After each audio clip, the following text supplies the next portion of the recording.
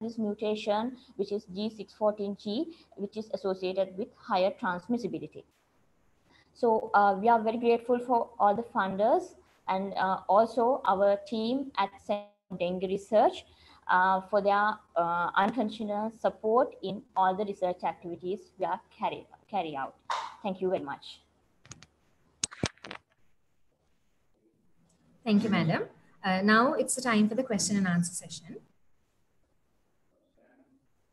Like to ask a question. Hello, Sam. Can you hear me?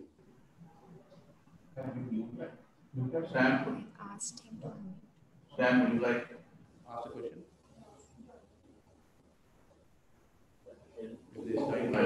Hello, can you hear me? Yes, sir. Yes. Yeah, I have a question. Go ahead. Yeah. Hello. Yes, sir, you're clear, sir. Yeah, my question is, this presenter said this Minuangoda outbreak, that particular strain, was detected in September. Yes. How it was detected? So here, when you go to this, you can see that, so this is a phylogenetic tree. So here, so this is the ancestor of these virus strains, right? Yes.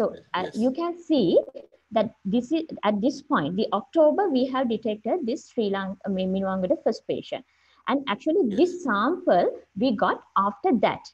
But according to this phylogenetic tree, so this strain has branched off from the ancestor in September. But while this Minuangoda patient, the strain has actually came out in October. That's why how we say that this strain is came before the so-called first Minuangoda patient. Right. Okay. Okay. I want to ask you now, this virus seems to be mutating over a period of time. Would it affect the efficacy of vaccine? Yes, of course, because like when there are mutations, so the virus, when there are mutations, it changes, like the efficacy, the time to time the virus actually changes. So we actually prepare a vaccine, we develop a vaccine according to a particular strain. So time to time, we have to find out the efficacy of this vaccine because of this mutation. So actually, this SARS-CoV-2 has like a mutation rate of 2 nucleotides per month. Change in 2 nucleotides per month. So it is fairly low rate of mutations. So, but still, it could affect the vaccine because of this mutation. Are there strains already resistant to vaccine? Even are there strains that already shows resistant to existing vaccine that's developed? Yes, but it's like this. But we can't exactly predict that thing because since it is already changing, we can't exactly predict that this strain is actually very stable. But because over the time, the most surviving virus strain predominate, like, and the other virus strains just go off. So we can't predict that thing, that this virus strain is stable. Okay. Now, finished. Yeah. Yes. Okay. That's fine. Thank you. Doctor. Okay. That is all the time allocated for the first presentation. Next is oral presentation 2. Antimicrobial susceptibility of pathogenic Leptospira.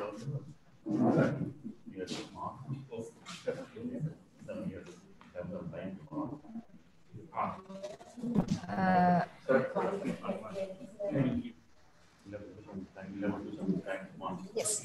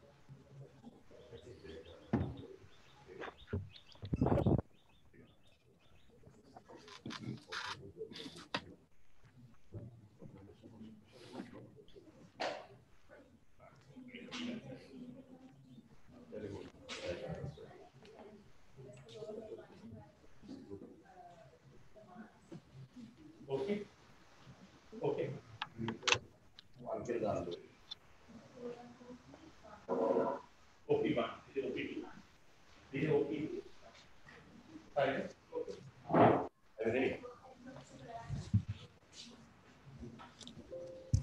Okay.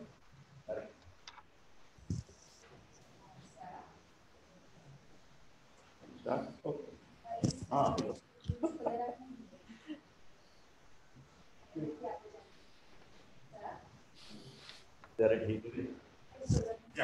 okay, then we start. Good morning, everybody.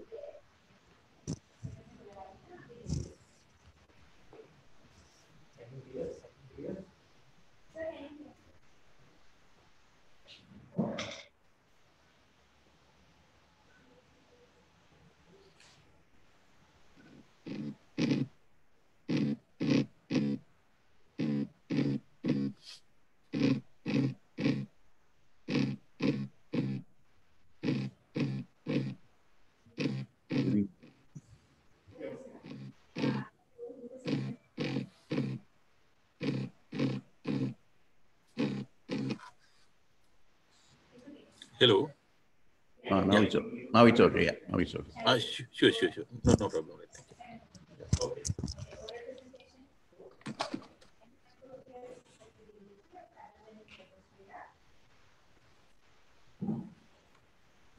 Thank you. Oral presentation 2, antimicrobial susceptibility of pathogenic Leptospira species from human leptospirosis in Sri Lanka. The authors are Dr. Tilini ABDI, Dr. Roshan N, Dr. De Silva S, Dr. Rajapaksha S, Dr. Karuna Nayaka P. The presenting author will be Dr. Lilani Karuna Nayaka. Good morning, everyone.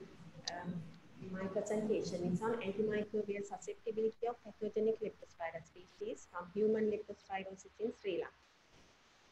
Leptospirosis is a potentially fatal acute febrile illness with an extremely broad clinical spectrum ranging from mild to severe disease. Emergence of new clinical entities such as severe pulmonary hemorrhagic syndrome and myocarditis have increased fatalities in recent times.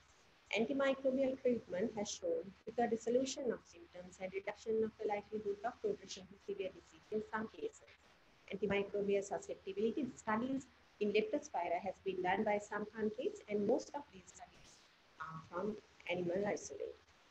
With the growing antimicrobial resistance to other bacteria and the use of doxycycline as prophylaxis in Sri Lanka, knowing the antimicrobial susceptibilities in Leptospira strains is important to select empiric therapy. So our objective was to determine the antimicrobial susceptibility of penicillin, cefotaxime, ceftriaxone, doxycycline, ciprofloxacin, and azithromycin in Leptospira isolates for human leptospirosis. Ethics was obtained from Ethics Review Committee Medical Research Institute. This study was carried out at the National Reference Laboratory for Leptospirosis Medical Research Institute. We collected Leptospira isolates from blood of patients from 2012 to 2019. Rough microdilution assay was performed according to the protocol reported by Murray and Hospital in 2004. Each 96-well plate included serial two-fold dilutions of the 6 antimicrobials mentioned earlier in EMJH medium. Antimicrobial solutions were prepared as recommended by clinical and laboratory standard institute. Final antimicrobial concentrations range from 0.006 to 25 micrograms per ml, and units per ml was used in penicillin. 7-day-old Leptospira inoculum were added to wells and incubated at 30 centigrade with positive and negative controls. All tests were performed in duplicate, and tests were repeated if the results of the duplicate test runs did not match. Leptospira interrogans, spirogenes, and ATCC standard cultures were used for internal quality control. This image shows rough microdilution assay we performed for Leptospira species. After incubation, disassuring blue color dye, which is an oxidation reduction indicator, was added on the 3rd day. And we further incubated, and the MICs were recorded on the 5th day. The last well with blue color, that is no color change, was recorded as the lowest antimicrobial concentration. And you can see the positive control, we used antibiotic-free medium, and the negative control, we used only medium. results. Microbiological identification. We analyzed 23 clinical isolates, and among them, 6 were new pathogenic Leptospira genotypes isolated first from Sri Lanka. All isolates belong to 3 genome species, and majority were interrogants, 1 each from Leptospira bob-petersoni and Leptospira kirchneri. Among them, 5 serogroup, there were 5 serogroups, and majority of them belongs to pyrogenes. Demographics and clinical details of the patients. Their median age was 39 years, ranging from 12 to 72. Male predominance, males were predominant, and majority of these patients were from Western province, and 6 from Southern province, 1 each from Northwestern and Over provinces. Among them, 8 patients were with severe disease. And most common complication was acute injury in these patients, and other complications noted was leptospirosis, pulmonary hemorrhage, myocarditis, and septic shock. This table compares the antimicrobial susceptibility results for Leptospira isolates in our study, in a study in Indian isolates, and Reste et al. Had collected 10 Leptospira human isolates from Egypt, Thailand, and Hawaii. As you could see, the MIC50 of these of our strains were low for beta-lactams and ciprofloxacin. But doxycycline is given MIC, the highest MIC was from doxycycline, that is 1.5, similar to the Indian isolates. And some of the doxycycline strains, our strains, had 25 or more than 25 micrograms per milliliter, showing highly resistant strains, and most of them were from Western province. As you could see, azithromycin had a very low MIC 0.05, and about 74% of our strains had very low MICs, that is less than or equal to 0.1 microgram per ml. There were no significant difference found among strains of mild and severe disease. So in conclusion, beta-lactams, penicillin, cefotaxime, ceftriaxone, and ciprofloxacin have shown good in vitro activity against all Leptospira strains, and cefotaxime showed the best MICs among the beta-lactams. Azithromycin had shown promising in vitro efficacy, with majority of our strains having very low MIC. Doxycycline had the highest MIC 50 with many highly resistant strains, indicating its limited utility in our patients, especially in the Western province. These are my references. Okay, thank you, madam. Now it's time for the questions and answers. Sam, can you hear me? Yes, you can ask a question. Yes, I have a question. Yeah. Thank you. I have a question. Yes. In the samples collected were spreading over a number of years, I understand. Yes. Yes. I mean, how do you actually, the actual accuracy of those samples and the clinical details and those things of those? Actually, we maintain our biorepository at the National Reference Laboratory, and we have all the details. Hello, Yes. can you hear me? Yes, I can hear you. Yes. Yes. We have all the socio-demographic details, and we have done in 2 sets actually. The last set done was in 2019. We didn't collect the samples and did at once, but we did it in 2017 and also in 2019.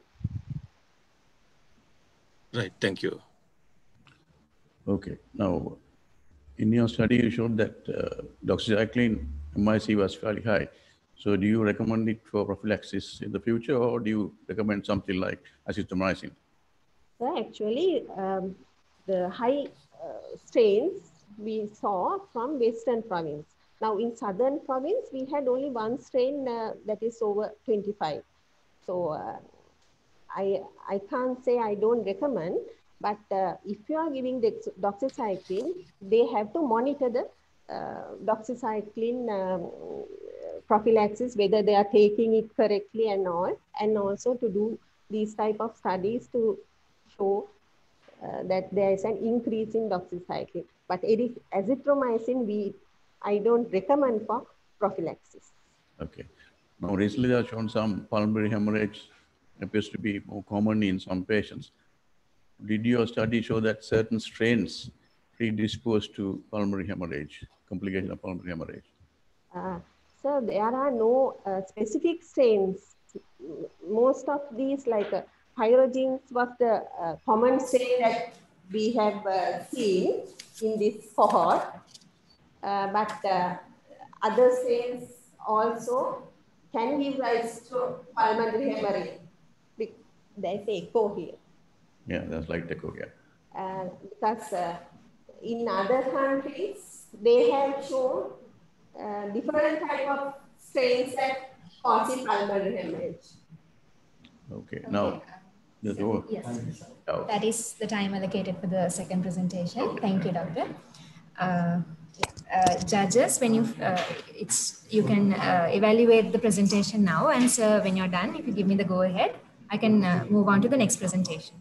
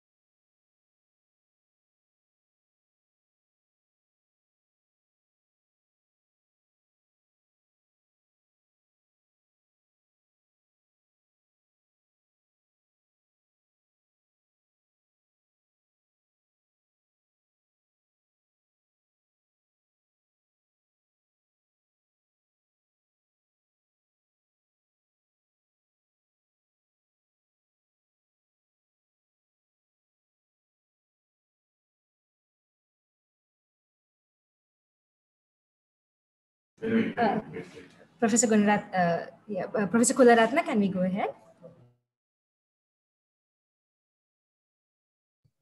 I'm ready. Okay, sir.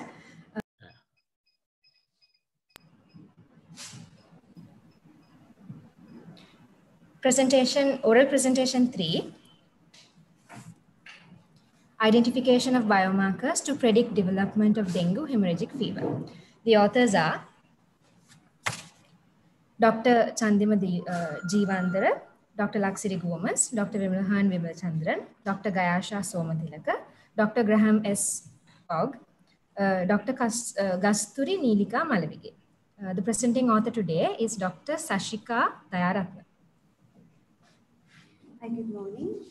So I'm Shashika Dayaratna from Center for Dengue Research from University of Sri Jayawardhanapura. I'm going to talk about some of our work on identification of biomarkers in predicting development of dengue hemorrhagic fever. So dengue doesn't need much explanations in our country. Being in a tropical country, majority of us might have had at least asymptomatic version of dengue fever, dengue, and then some of the patients might get mild dengue, while out of that 15 to 35% will develop into severe dengue. But since there's no particular biomarker so far has identified, all these DF patients admitted in hospitals are intensely being monitored, and that will cost a huge burden on healthcare facilities resources. So that's why we wanted to find some biomarkers. We looked at some biomarkers. In case if we have succeeded, then it will be cost effective, since we'll have a biomarker to identify specific groups of patients who are at the risk of progressing into severe disease, so that they can be approached with the personalized medicine. So a salient feature in DHF is the cytokine storm. There are a lot of anti-inflammatory, pro-inflammatory, and antiviral cytokines released during this cytokine storm, which some of them are contributing to disease pathogenesis and vascular leak. So we wanted to look at a panel of these cytokines. We got the ethical approval from the Ethics Review Committee from the University of Sri Jayawardhanapura, Faculty of Medical Sciences. Patients are recruited from IDH. 129 patients are recruited from OPD or from wards following a positive NS1 antigen test. None of the patients had evidence of fluid leakage at the time of recruitment. Whoever the patients that we categorize as DHF are the patients who subsequently developed fluid leakage after the recruitment. So 63 patients had DHF, while 66 patients had DF. And then we use the serum for our assays. Statistical analysis was done using GraphPad Prism and R software. The heat maps were generated using R software, and the Mann-Whitney test and the Kruskal-Wallis test were done in GraphPad, and then ROC curves were generated in GraphPad Prism. And then we determine the dengue virus serotype and the viral loads. We extracted the viral RNA and then transcribed them to cDNA and did the qPCR, where in our cohort, we didn't get any dengue 4 serotype. The viral loads range from 1 to 4.3 to 10 to the power 7. And then we moved to cytokine analysis. First, we had a small sample size, 7 DF patients and 7 DHF patients at 2 time points. The early illness time point, that is between day 2 to 4, and then later on day 5 to 7, that was considered as time point B. We analyzed these 17 analytes with CD40 ligand, GM-CSF, interferon gamma, interleukin 1 beta, 2, 4, 5, 6, 10, and 12, 13, 15, 17A and 17E, interleukin 13, MIP3 alpha, and TNF alpha by Luminex. So following the results that we generated heat maps in our software, where we can easily see there in the DHF, we have high MIP3 alpha, CD40 ligand, and interferon gamma expression and IL-10. At early day, this diagram is day 2 to 4. So at early stage of life, the disease, they had higher expression of these cytokines. So these the same results were analyzed in GraphPad Prism, where IL-10 was significant in DHF even at day 2, between day 2 to 4. MIP3 alpha and IL-6, they were significant in this cohort. And then we the other cytokines that we analyzed, interferon gamma 13 and FIP5 alpha and TNF alpha and IL-2 didn't give enough proper significant difference between DF and DHF. But IL-15 anyways gave a higher concentration in DHF, but it was not significant. GM-CSF, interleukin 12p70 and interleukin 17E was not detectable in all the patients. So then we moved to IL-10 and beta, interleukin 1 beta, interleukin 6 and TNF alpha, because in our cohort, these IL-10, 6 and TNF alpha was high, and interleukin 1 beta.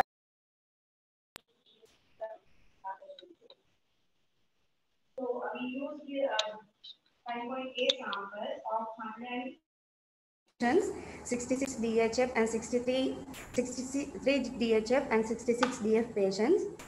Out of these DF patients, some were hospitalized and some were receiving ambulatory care, who were not sick enough to be admitted. So in these cohort, we got a significant expression of IL-10, difference in IL-10 expression with DHF compared to DF in both the DF groups. So all the DF and DHF had higher expression compared to healthy controls, but only IL-10 gave higher expression, significantly higher expression compared to DF when it was developed into DHF. Then we evaluated the usefulness of using IL-10 as a biomarker. IL-10 only gave a satisfactory AUC value 0.73, but it was not good enough to use it as a standalone biomarker without IL-1 beta, IL-6, and TNF alpha. When the IL-10 concentration goes higher than 34.3 picogram per ml, the sensitivity was to develop DHF was 71.9 and specificity was about 70% with a likelihood ratio of 2.4. So the final conclusions in the small cohort, IL-10, MIP3 alpha and IL-6 were significantly higher in patients who developed DHF later on. But when we compare these IL-10, IL-6 and the IL-1 and TNF alpha with the higher, larger number of patient sample, only IL-10 was significantly higher in DHF patients compared to TNF. But when we evaluated it with the ROC curves, the AUC value was not satisfactory enough to be used as a standalone biomarker without others. So we thank for the grant agent that is ahead and CDR and University of Shujawardena. Okay, thank you.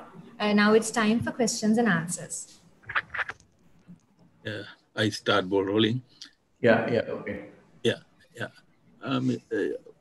Question is, these biomarkers seems not useful in predicting, but according to your study, actually, there's a difference. The biomarkers, 4 biomarkers between DF and DHF, right? Yes. It's possible to recommend it in a clinical use, right? What would be the cost in that case? So these things, even though we give them in LR platform, but it can be easily done at a LISA platform, which is very cost effective and it will not take that much time. So it will be time efficient as well as cost efficient.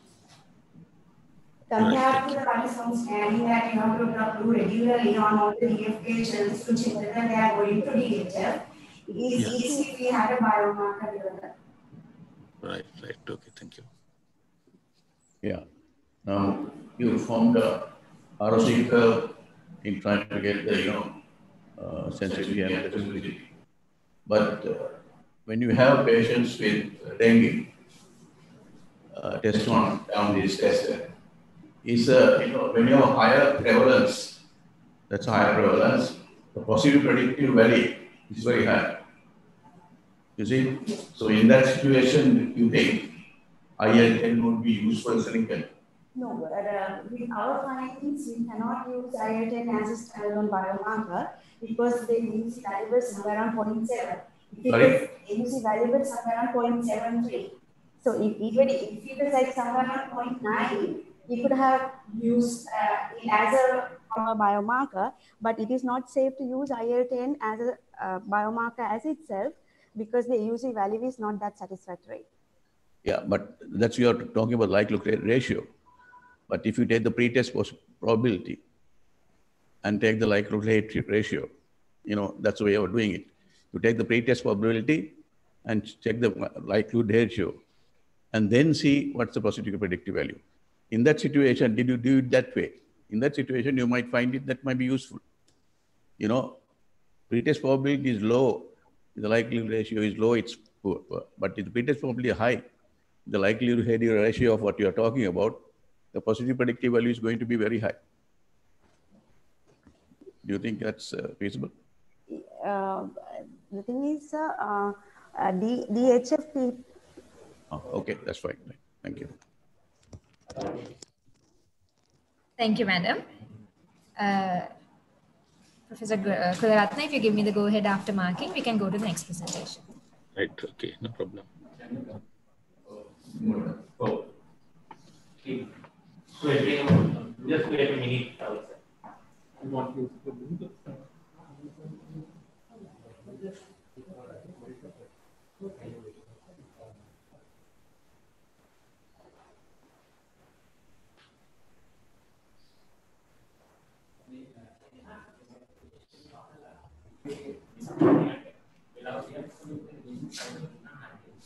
The question is asked if the time. Yeah, very good. That's not time. Okay. Sir? Not asked if you. Oh, okay, I will let you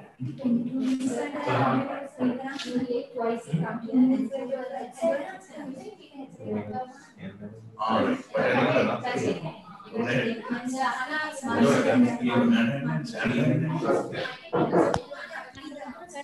All right.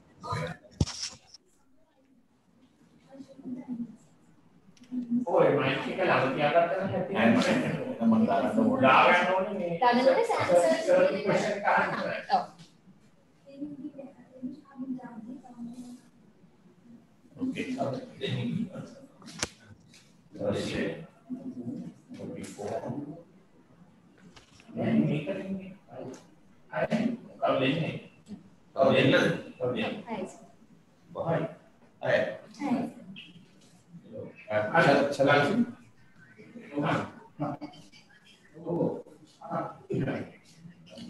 Professor Kularatna, shall we go ahead? Sure. Yeah. Right. Okay. No problem. Yeah. We'll start.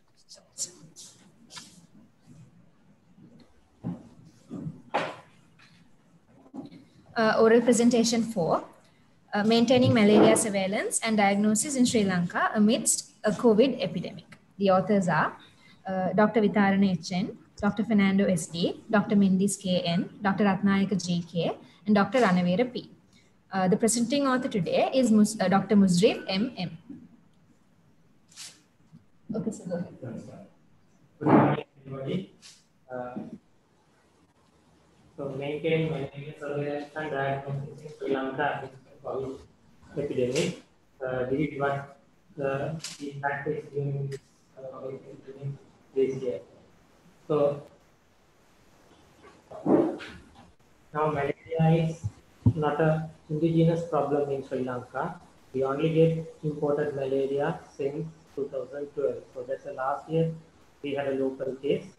And since 2007, there is no malaria deaths. From 2016, Sri Lanka is officially certified as a malaria-free country by WHO. But this is not a simple journey. In 1999, we had more than 200,000 malaria cases, but it becomes zero since 2012. Now, the main problem is imported malaria cases. Every year, around 1460 patients they are detecting from anti-malaria campaign, and treatment facilities are available all over the country. AMC, anti-malaria campaign, actively support diagnosis and treatment of these malaria patients by distributing of diagnostic kits and anti-malarial drugs. Also, we do proactive surveillance to diagnose imported malaria cases in an early stage to prevent any local spread within Sri Lanka. So this is the usual trend where we get malaria cases. Usually it's mainly from India. Around 40% cases are reported from India annually. Rest is from Africa. Apart from that, we experience 1 or 2 cases from other countries as well.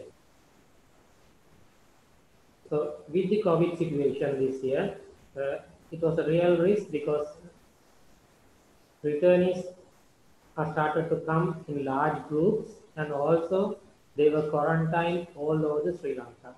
The risk in Sri Lanka is, although we are malaria free, we are still considered as a high vulnerable and high receptive country. High receptive means there are mosquitoes everywhere, and if the cycle begins again, we are prone to huge epidemic. And vulnerability depends on people traveling all over the country, and also our health system, because there is no more malaria for a few years. Our physicians, sometimes they forget to suspect malaria.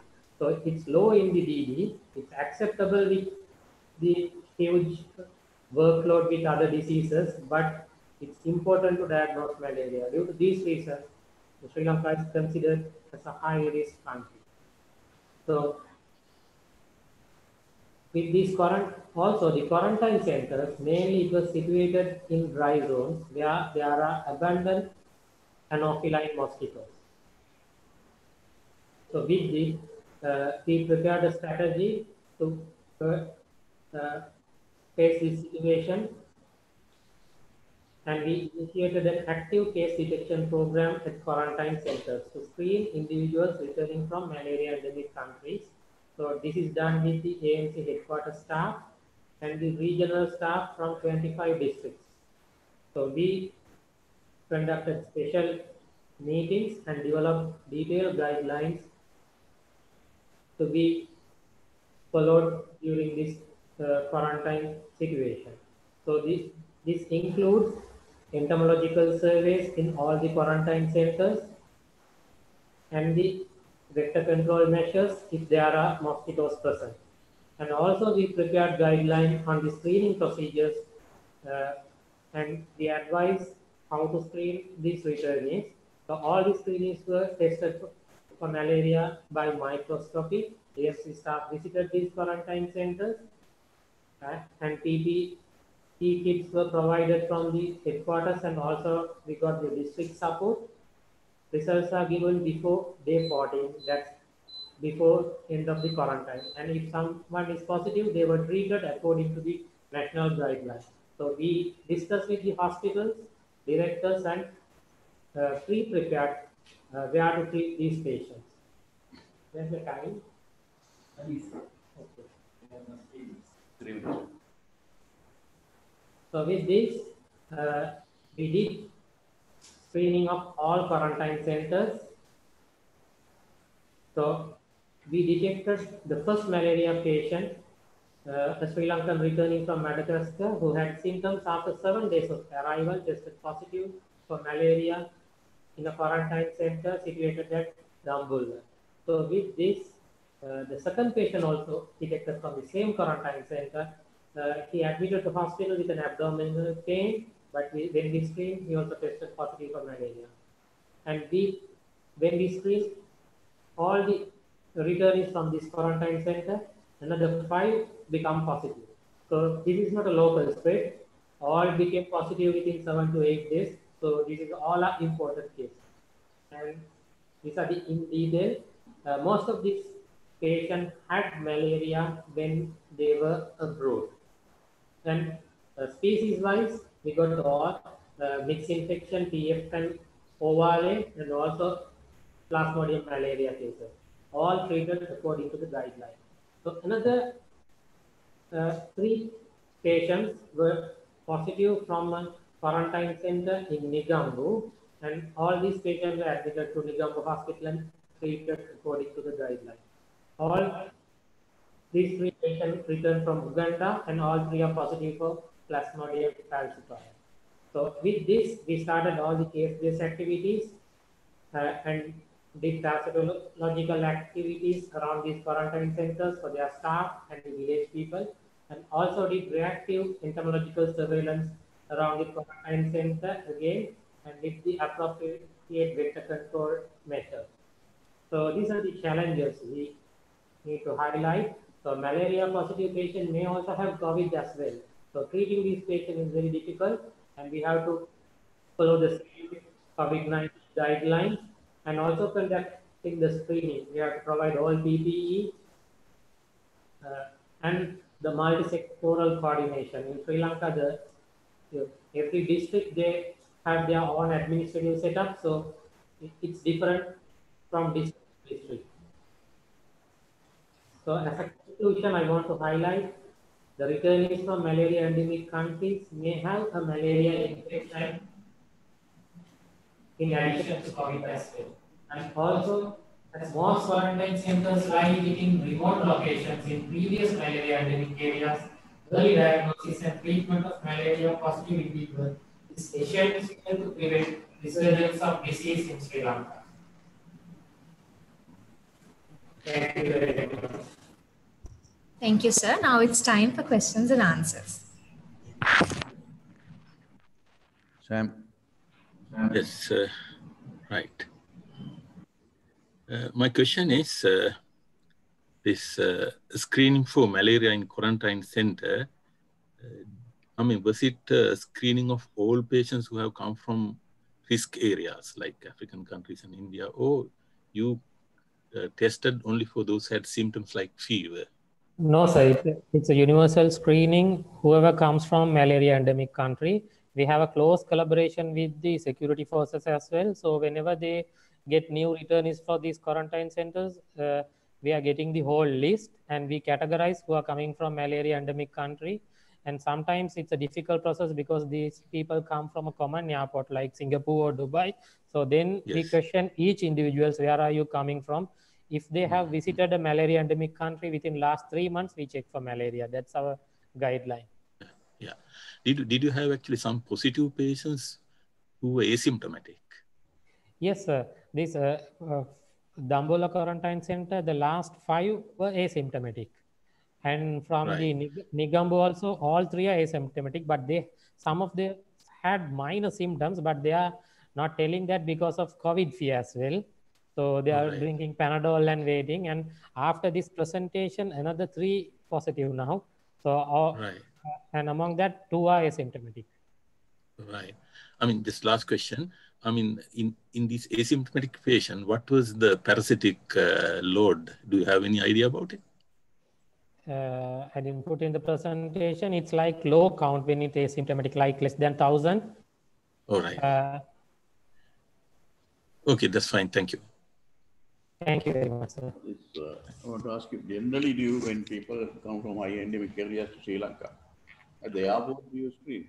No, sir. We discussed this several times, but due to high number of people, it's not possible, and it's not practiced anywhere in the world. So but we tried this.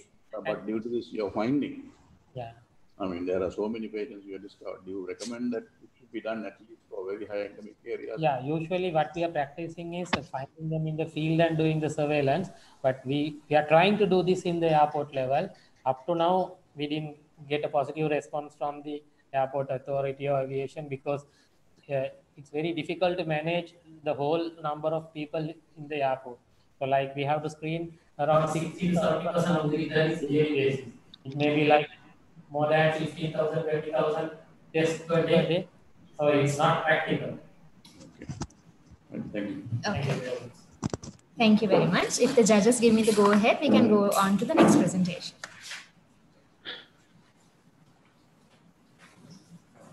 Okay, I'm ready.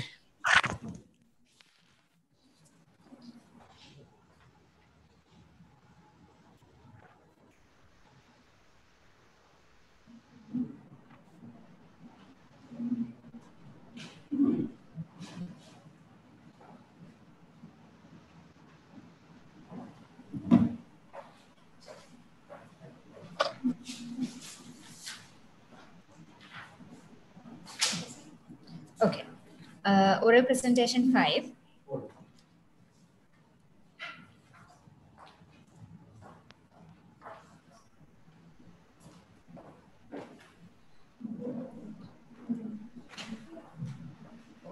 Oral presentation 5. Urinary histamine in patients with varying severity of acute dengue. The authors are Professor G.N. Malavige, Professor G. Oggs, Dr. C. Jeevendra, Dr. A. Vijayavikrama, Mr. L. Gomez, Dr. S. D. Mahapatuna, Mr. P. Tilagaraj. The presenting author will be Dr. Tehani Silva. Good morning. I'm Tehani Silva, and I'm from Center for Dengue Research, University of Jayapatnam. The topic I'm going to talk about today is urinary histamine in patients with varying severity of acute dengue. Now, dengue is not something new for us Sri Lankans. It's mostly a viral infection that affects around 390 million individuals annually worldwide. Dengue can be something mild as a flu-like illness, or it could be something lethal, which can lead to hemorrhagic fever. Endothelial dysfunction, the hallmark of severe dengue, results in increased vascular permeability and vascular leak. From previous research done on dengue virus, it has been discovered that dengue virus directly activates mast cell, which cause the release of mast cell mediators such as histamine and leukotrienes. And animals studies done on mediators have shown that these mediators are responsible for causing the vascular leak in dengue hemorrhagic fever. Histamine, which is a product of mast cells, are also known to cause to be a potent inflammatory mediator, and it causes increased vascular permeability. Now, early study carried out on a small cohort of patients showed that in severe dengue, the urinary histamine levels were higher compared to healthy individuals. And in this study, they did a 24-hour collection of urine. Also, another study done on dengue-infected mice showed that the increased permeability can be reduced when they use antihistamines in a dose-dependent manner. So this study was carried out to have a closer look of how urinary histamine or histamine levels behave in acute dengue, and how kinetics of how it behaves throughout the day and throughout the course of the disease. So in methodology, we recruited patients after doing NS1 antigen testing and antibody testing, and we changed the severity of the disease were classified according to WHO criteria. And there was 4 subsets of patients. The main one was a group of 91 patients who were fever day 4 and less. And we took a morning urine and blood sample. And then we recruited another 37 who were on day 5 and 6. And then apart from this, 32 patients were recruited, where we observed them throughout the stay of the hospital duration, throughout the illness, where we collected every day urine and blood samples in the morning. They were all day 4 and under patients at the point of recruitment. Then another small group, 15 patients, where we took samples morning and evening. They were also belonging to the earlier day 4 and under group. All these patients belong to, was recruited from National Institute of Infectious Disease. Now, urinary histamine levels were measured using an ELISA technique, and we normalized these levels by measuring the urinary creatinine for each and every person, and that is also was an ELISA. Viral loads were measured through using a multiplex real-time PCR. All the analysis were done using GraphPad Prism version 8. Now, results, the behavior of urinary histamine in early and late disease. There was recruited 29 healthy individuals, and when we compared them with DF and DHF, it was there was a significant increase in histamine level in DF and DHF group early on in the disease. When we compared DF, DHF, there wasn't a significant differences between them. When we look at the histamine levels throughout the course of the illness, a reduction in the histamine level was noted from day 3 onwards, but these changes were not significant. When we looked at the diurnal variation, day variation, and it was noted that in both DF and DHF, there was a reduction towards the end of the evening, towards the afternoon. This pattern is also noted in healthy histamine levels in healthy individuals. So we had a look at how the viral loads behave throughout the day. And even though we saw 10 to 24 individual difference, the difference was not overall, the difference was not significant. Look at the association between urinary histamine levels and the viral loads, and there was no correlation between these two. We wanted to have a look whether the primary and secondary infection has an effect on the histamine level. There wasn't any significant correlation between primary and secondary levels as well. In conclusion, IR data suggests that mast cell activation it supports the fact that mast cell activation occurs in dengue, and that histamine plays a role in the pathogenesis in early stages of the disease. Now, my supervisor did a phase 2 clinical trial using a drug called lupatidine, which is antihistamine and PAC receptor blocker. So the main focus was it to be a PAC receptor blocker, which showed that there is a reducing vascular leak in dengue with thrombocytopenia.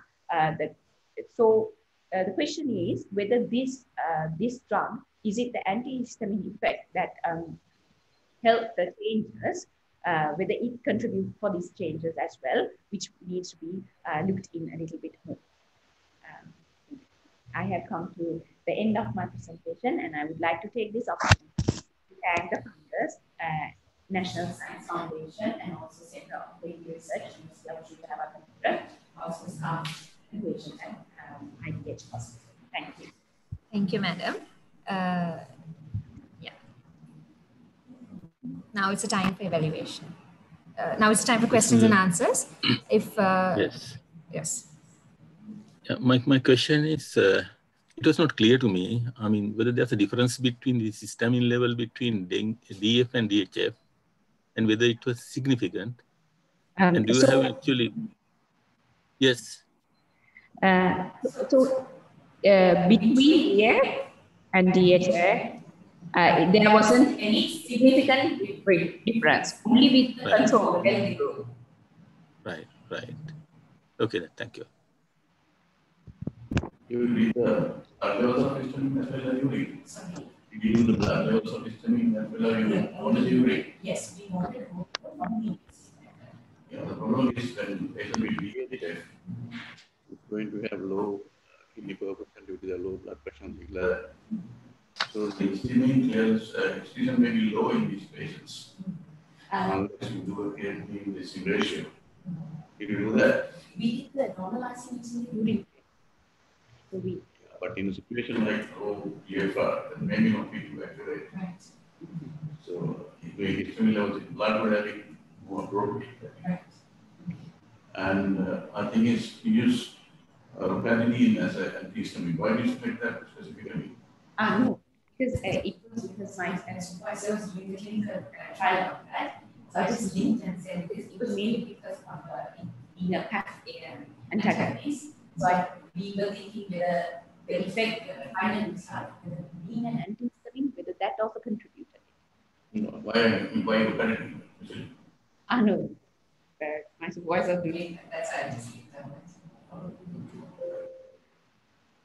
Okay, thank you.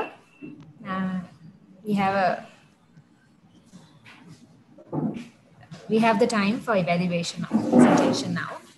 So Professor Kularatne, if you give me the go ahead, we can go ahead. Yes, I am ready.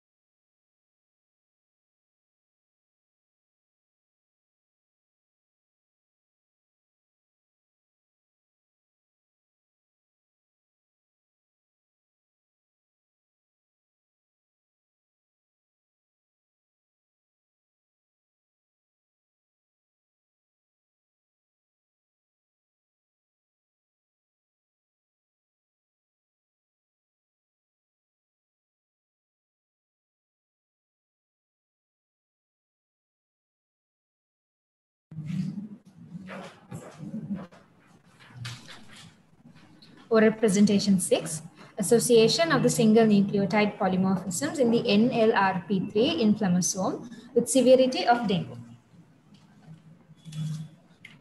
The authors are Dr. C. Jeevandara, Dr. G. S. Ogg, Dr. G. N. Malavike. The presenting author is Dr. P. L. R. Gomez. Good morning, sir. My topic is association of the single nucleotide polymorphisms in the NLRP gene with severity of dengue infection. So as we know, NLRP3 is a pattern recognition intracellular pattern recognition receptor. Upon activation, it leads to secretion of pro-inflammatory cytokines. In our studies, we have found that NLRP3 and several other genes are severely upregulated in severe dengue patients. And also, it's a known factor that inflammatory diseases such as type 2 diabetes mellitus are involved with severe dengue. And one particular NLRP mutation has been significantly associated with type 2 diabetes. Therefore, we decided to investigate, assess this mutation, whether it has any involvement with severity of dengue.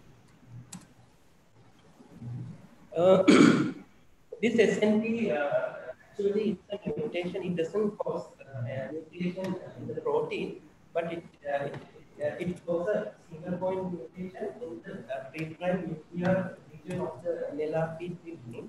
So we know in this region it's associated with regulation of gene expression. I mean, there are various proteins that are involved with the gene regulation located in this region. So here, in this single point mutation, what happens is C is replaced by G. So major homozygotes have a C genotype, so they don't have any mutation in both chromosomes. Rare homozygotes have the GG mutation in both chromosomes, and heterozygotes have one chromosome they have C and the other chromosome they have G. The methodology actually we use samples already selected from previous studies, a large cohort of DNA from normal population and population. So we identified infected site through ELISpot and FRNT-SS. So fast non-severe individuals actually had at least 2 types of serotypes. They are infected with at least 2 types of serotypes were categorized as fast non-severe individuals. And fast severe individuals, they have a history of severe non-severe infection in the past. So as the requirement of the method test, we had to assess the DNA quality. So we looked at several parameters and selected samples for the test. So it's basically we used absorbance ratio 2:2 and 2:2 ratio, and these ratios were used to decide whether the DNA is of good quality.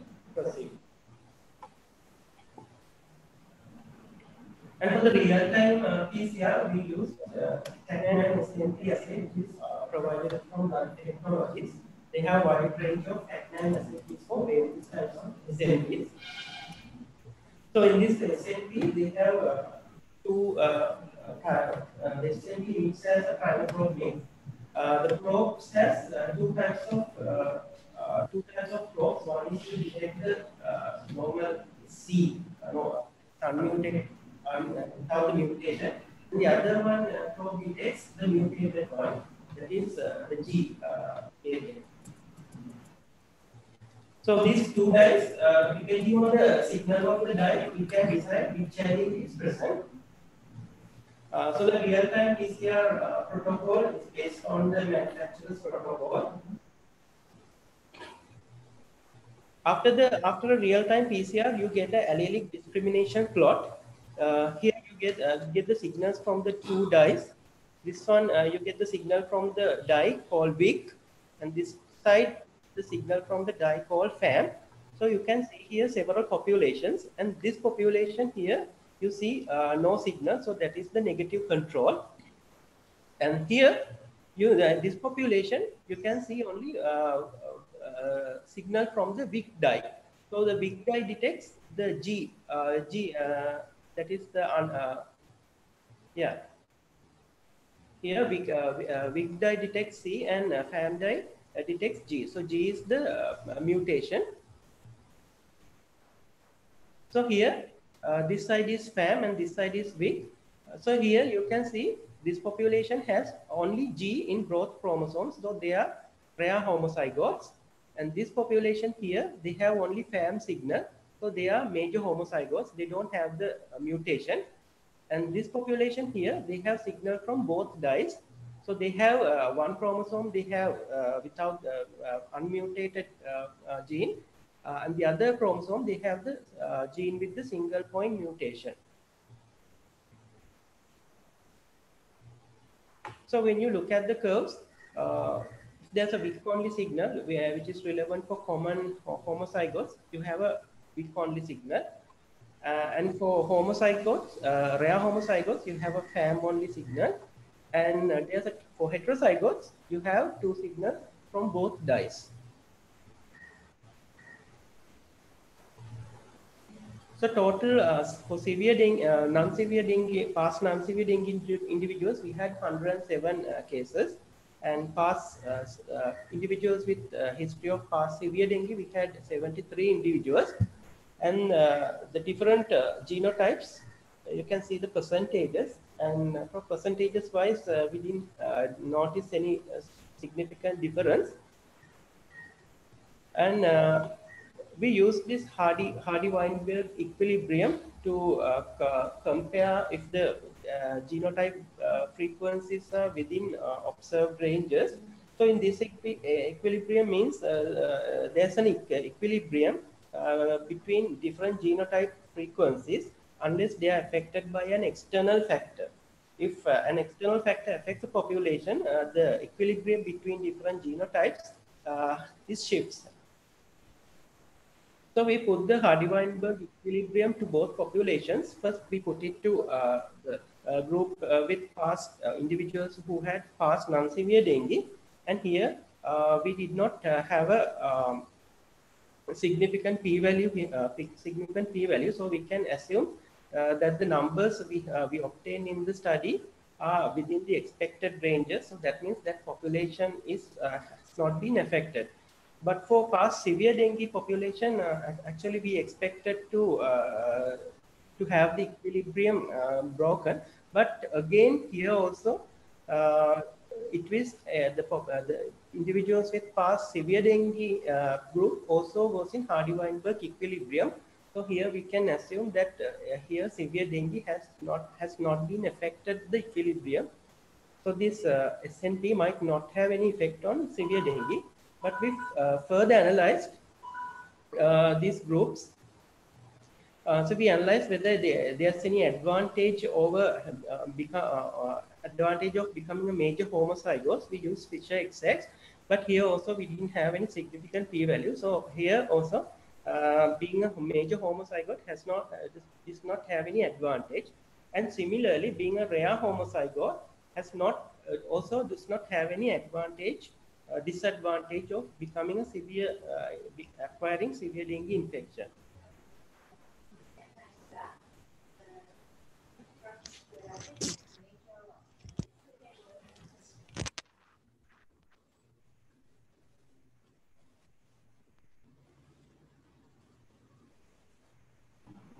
Yeah, end of the presentation.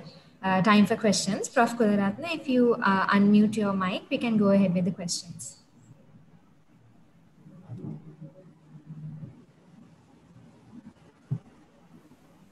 Yeah, in the meantime, shall we go ahead with the questions?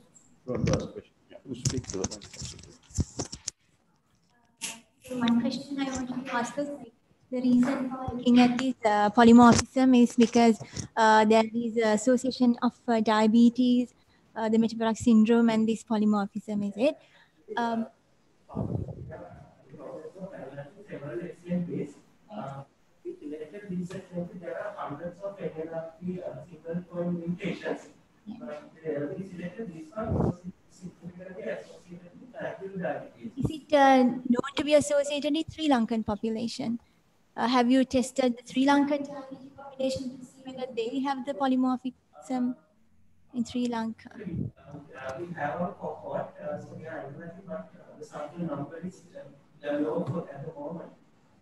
The problem is, here we don't have a population without the diabetes.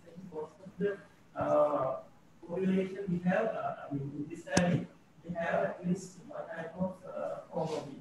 That was the problem. But we hope to increase the sample size. Absence of association could be because even our diabetics don't have the polymorphism also, no, isn't it? But there are several studies in the world that is SETI mutations associated with type 2 diabetes. Yes. Okay, Professor Kularatne, shall we unmute? Can we unmute, sir?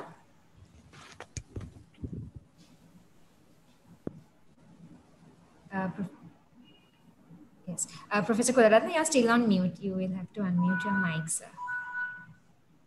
Okay, now right. Okay, sir. Yes. Yeah. In conclusion of this presentation, it says, although diabetes is a risk factor of severe dengue, and so on, it goes on. My question is actually, is it a risk factor of severe dengue, this diabetes? Yes, sir. Because in our cohorts also, we have found that people with comorbidities are prone to develop severe dengue. I'm not very sure whether these factors prove, right, with good studies. Yes, sir. Anyway, that's all my questions actually, right? Okay. Thank you, sir. With that, we come to the conclusion of session 1 of the oral presentations. Thank you. Thank you.